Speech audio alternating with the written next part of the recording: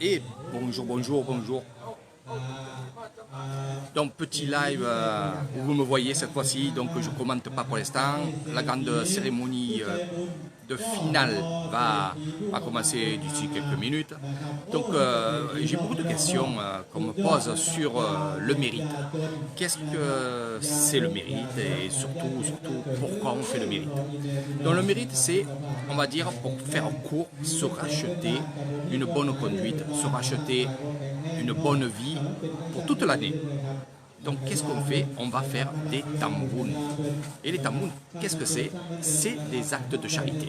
Ça peut être avec de l'argent, ça peut être avec des fruits, des légumes à manger. Ça peut être aussi un travail. Donc tout ça, je vais vous l'expliquer. Imaginez-vous qu'il y a une personne qui est malade, ou alors dans sa famille, quelqu'un qui est malade, et ici, eh bien, pour enlever le mauvais sort, on va faire un mérite. On va aller voir des moines, on va aller voir un temple, et on va donner ce qu'on peut. C'est pour ça que je vous ai parlé d'argent, je vous ai parlé à manger, à boire et bien sûr de notre temps. Alors moi ce que je trouve vraiment bien, c'est donner de notre temps, donner de notre sueur. Ça veut dire qu'une personne qui n'a pas beaucoup d'argent mais qui veut que sa famille aille bien, ou sa grand-mère ou sa mère qui est malade, ou son enfant aussi, va venir voir un moine et dire voilà, je veux du mérite. Par contre, j'ai pas d'argent, mais je peux donner de mon temps. Donc, le moine va y dire de venir tel jour, pour faire du travail dans le temple. Et en échange, il va avoir la bénédiction des moines, du moine, et il va avoir aussi, bien sûr, des objets, comme des amulettes. Ça peut être aussi un tissu avec une prière. Toutes ces choses-là vont être données à la personne qui va venir travailler dans le temple parce que justement il n'a pas d'argent. Et mieux que ça, j'ai vu moi ici, par expérience, le moine donner de l'argent à cette personne-là, même s'il est venu travailler. Après, il y a des gens, bien entendu, ça vous pouvez le comprendre, qui viennent, qui sont vieux, qui n'ont pas d'argent. Et ils viennent quand même pour se faire bénir, ou alors bénir quelqu'un de sa famille qui est malade. Donc bien sûr, on ne va pas lui demander de venir travailler parce qu'on voit qu'il est malade. Donc il aura la bénédiction du moine, il aura les prières du moine, il y aura amulette ou autre chose du moine, bracelet béni ou des choses comme ça. Les prières sont faites à la personne qui est malade. Donc même si la personne qui est malade n'est pas venue au temple, qu'elle est à la maison parce qu'elle ne peut pas se déplacer, on fait ça à distance. Et bien entendu, le moine ne demandera pas rien du tout, pas d'argent, rien du tout.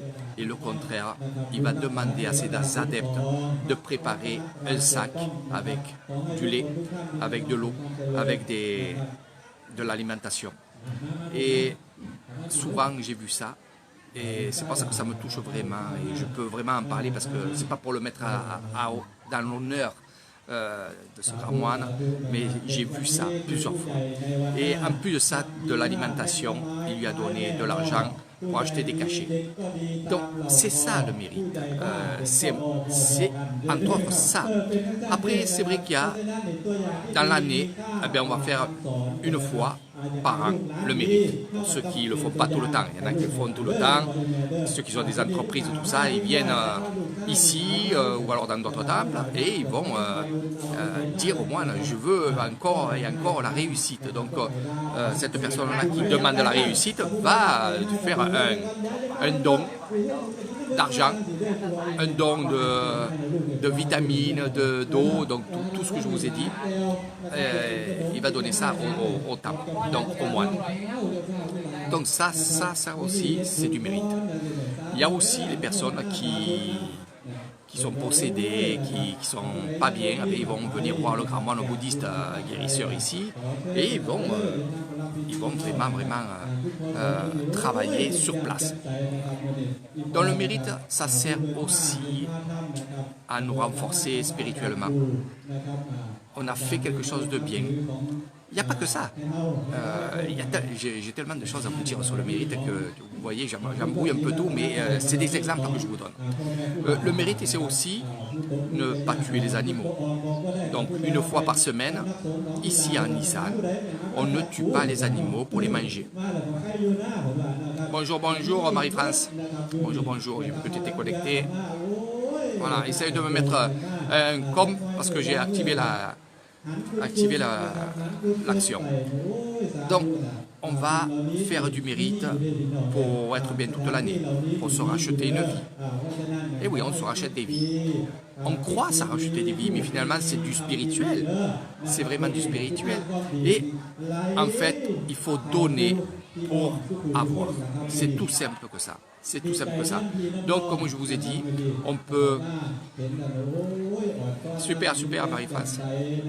Donc, ça te concerne. Dans quelques minutes, il y aura la cérémonie ici officielle avec l'empereur. Ça va être vraiment joli. Là, pour l'instant, il est à l'intérieur. Bonjour Christophe, mon ami Christophe Rime, voilà, qui aime bien mon accent, qui aime bien ce que je fais. Et moi j'aime bien ce qu'il fait. Voilà. Donc vous savez très bien que Christophe Rime, c'est le directeur de Samui Info. Je vous en parle très très souvent. C'est un homme extraordinaire, à l'écoute de tout le monde. C'est pour ça que son agence de voyage marche aussi bien. C'est une des premières agences de voyage sur Koh Samui et bien sûr dans toute la Thaïlande. Puisqu'il travaille dans toute la Thaïlande. Donc je vous le recommande malgré que je ne peux pas le voir en ce moment. Je ne peux pas aller sur Koh Samui. Mais je vous le recommande pour ceux qui, par la suite, après le Covid, vous voulez aller sur les îles, sur toute la Thaïlande, puis il fait plein de choses. Donc allez voir son site, je vous le mettrai juste en dessous de mon lien, Samui Info, et c'est l'agence qu'il vous faut. Voilà, c'est fait. Donc je disais, pour se racheter une vie, on fait beaucoup d'actes. Ça peut être aussi chez vous en France, parce qu'il y en a beaucoup justement qui me posent cette question-là de France, me disent, mais Eric, comment nous, en France, on peut faire pour se racheter une vie, ou alors, pas racheter une vie, parce qu'on n'est pas des chats, on n'a pas cette vie, mais se faire pardonner, parce que des fois, on croit qu'on a fait mal, et pourtant, des fois, c'est simple de se racheter ce mal. Voilà. Après, je vous expliquerai sur autre chose. Donc, en France, ce que vous pouvez faire, c'est donner aux pauvres. C'est-à-dire donner à des gens qui en ont besoin. Si vous ne pouvez pas donner ni de l'argent, ni à manger, donnez de votre temps. C'est ce que je vous explique à chaque fois, donnez votre temps. C'est-à-dire, si votre voisine ne peut pas se déplacer pour aller faire des courses, proposez-lui d'y aller pour elle. Proposez-lui de l'amener. Proposez-lui de l'amener au docteur, au coiffeur, ou chez sa famille. C'est exactement ça. C'est ça. Et ça, en faisant du bien comme ça, croyez-moi, quand vous faites du bien, vous vous sentirez bien. Vous comprenez ce que je dis? Donc, faites-le. Et surtout, donnez à manger aux animaux. Ça aussi, c'est du bon. Voilà. Aux oiseaux. Moi, je sais qu'en France, il y a beaucoup de personnes qui préparent des maisons pour les oiseaux, qui lui donnent des graines, qui achètent des graines, et ainsi de suite. Donc, ça, c'est du tamboun. C'est du tamboun. Vous le savez pas, vous le faites inconsciemment, mais c'est un tamboun. C'est-à-dire que toutes ces choses belles que vous allez faire, toutes ces belles choses et ces jolies choses que vous allez faire enrichissent votre karma. C'est tout. Après, il y en a qui me disent, ouais, mais moi je fais tout bien. Donc, j'ai pas besoin de me racheter un karma. Il y en a qui me le disent. Et moi, je leur réponds, est-ce que vous êtes bien sûr de faire que du bien? Dans l'année, est-ce que vous êtes bien sûr de faire tout bien? C'est impossible. Même une personne qui est dans le bouddhisme, qui est dans le spirituel, comme moi, je ne peux pas faire bien tout le temps, c'est impossible. Même si vous le voyez, et dans les actes, quand on est éveillé et quand on est réveillé, on fait des bons actes. Dans vos rêves, dans vos rêves, vous pouvez faire du mal. Votre subconscient fait du mal. Donc, dans le doute, vous faites du mérite.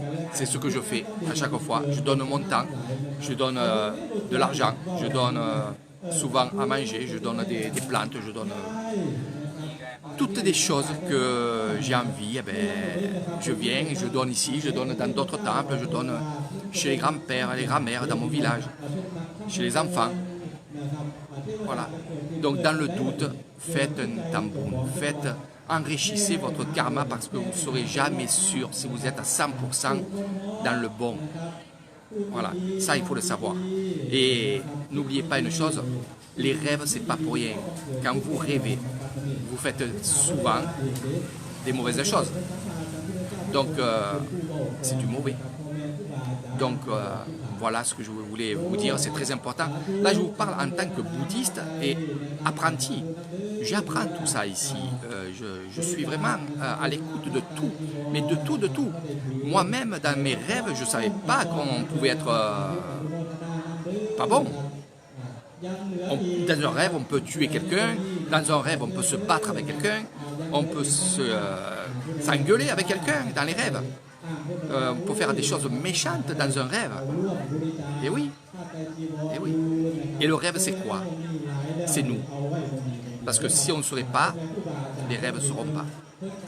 Donc faites du mérite. Ceux de France, faites pour vos voisins, grand-père, grand-mère, ça je le dirai toujours parce que vous savez très bien que j'ai vraiment quelque chose de très très fort avec les anciens. Moi je suis un battant sur les anciens. Après il y en a qui m'ont dit, Eric, mais tu préfères les anciens que les jeunes? Non, on protège les jeunes. Mais il faut protéger ceux qui nous ont éduqués. Il faut protéger ceux qui nous ont aimés, qui nous ont embrassés, avec, quand ils sont vieux, avec ces bisous baveux, comme on dit. Et oui, j'ai toujours entendu dire dans la famille, quand on embrassait les vieux, ben, ça colle un peu. Ben oui, ça colle un peu. Ça colle un peu. Mais ils ont un cœur immense. Et jusqu'à la fin de leur vie, il faut leur montrer que vous les aimez. Ça, j'y tiens, je le dirai tout le temps. Je suis peut-être casse-couille, on va parler comme ça, comme les Marseillais. Je suis peut-être casse-couille sur ça, mais moi, c'est les anciens. Voilà. Les jeunes, ils ont tout à prendre. À nous, à les éduquer aussi. Mauvais ou pas mauvais, moins mauvais, c'est pas grave. Il faut que jeunesse se fasse, mais surtout avec les soucis de téléphone, l'éducation ne se fait plus comme avant. Donc il y a vraiment un décalage et c'est vrai que vous m'avez entendu plusieurs fois sur mes vidéos dire écoutez, maintenant il faut se battre pour nous, il ne faut pas se battre sur les jeunes parce que les jeunes ne veulent pas bouger. Les jeunes bougeront quand ils auront envie de bouger leur cul de leur fauteuil ou de leur lit avec leur téléphone. Donc il faut bouger pour nous et pour les anciens. Voilà. C'est pour ça qu'il y en a beaucoup qui me disent mais tu préfères les anciens. Donc et je suis certain qu'il y en a beaucoup qui pensent comme moi. Et je suis certain qu'il y en a qui se disent non, il faut mettre l'avenir pour les jeunes, mais ouvrez vos yeux, regardez les jeunes ce qu'il faut. Voilà. Je ne suis pas contre les jeunes, le contraire, mais il faut être réaliste et moi, les vieux, c'est les vieux. Voilà. Donc je ferai un gros discours. Là, je suis à côté d'un moine qui est ici, un grand moine qui est ici, il est à côté de moi sur la table. Là. Et il me regarde et m'entend parler. Donc je lui expliquerai ce que je suis en train de vous dire. Donc voilà, qu'est-ce que c'est le mérite? Voilà un peu ce que nous on fait toute l'année, riches, pauvres, malades. On est là tous ensemble, on mange ensemble, on partage ensemble. Et sur mes vidéos, vous avez vu, il n'y a que des sourires,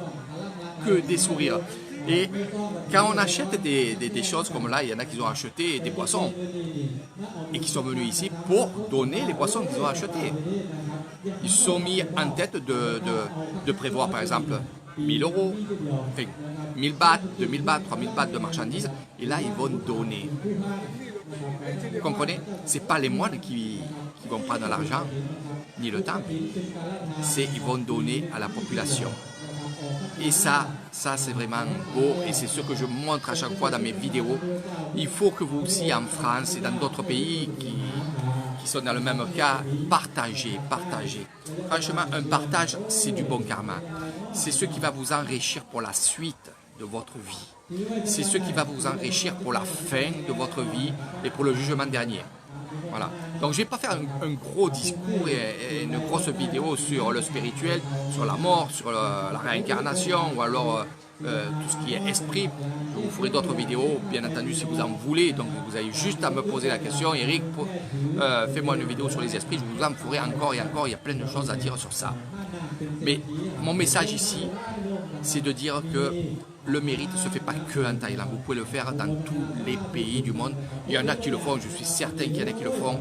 En France, il y en a qui le font, je suis certain.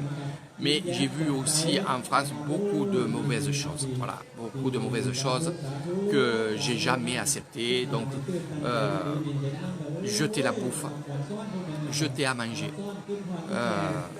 Les grands magasins dans les poubelles, jeter dans les poubelles et mettre du produit, du lave-vaisselle dessus pour pas que les pauvres viennent prendre le repas. J'ai vu des choses fantastiques et je côtoyais ces gens-là. Je côtoyais et quand je leur disais mais pourquoi vous mettez du produit dessus? Pourquoi ça? Me dit pour pas que les gens viennent manger, pour pas que les gens viennent chercher la bouffe et revendre après. Mais qu'est-ce qu'on s'en fout? S'ils revendent ce qu'ils ont besoin d'argent, s'ils viennent chercher à manger ce qu'ils ont besoin de manger, peu importe. Et j'avais un ami à moi qui travaillait à EDA à Sorgue, que lui ne voulait pas mettre des produits sur les aliments. Il s'est fait virer. Et c'était un chef de ED à Sorgue, donc je peux le dire. Et il y a des gens de ED à Sorgue qui sont en ami avec moi. Ils savent de qui je parle. Voilà, c'est une personne que j'appréciais beaucoup, beaucoup, beaucoup, parce que c'était un humain. Les choses qui étaient périmées, il les faisait, il les donnait, et ça, il y en a qui pourront mettre un com dessous, il les donnait à ses ouvriers, et il les donnait bien entendu aux mendiants qui venaient derrière ED chercher la bouffe. Donc, voilà. Allez, sur ce, je vais vous faire de gros bisous. Moi, je vais aller me mettre en place pour la dernière cérémonie, la parade comme on l'appelle. C'est vraiment beau. Allez, on y va, c'est parti, on y va. Je quitte le live et je fais un autre live derrière. Bye bye.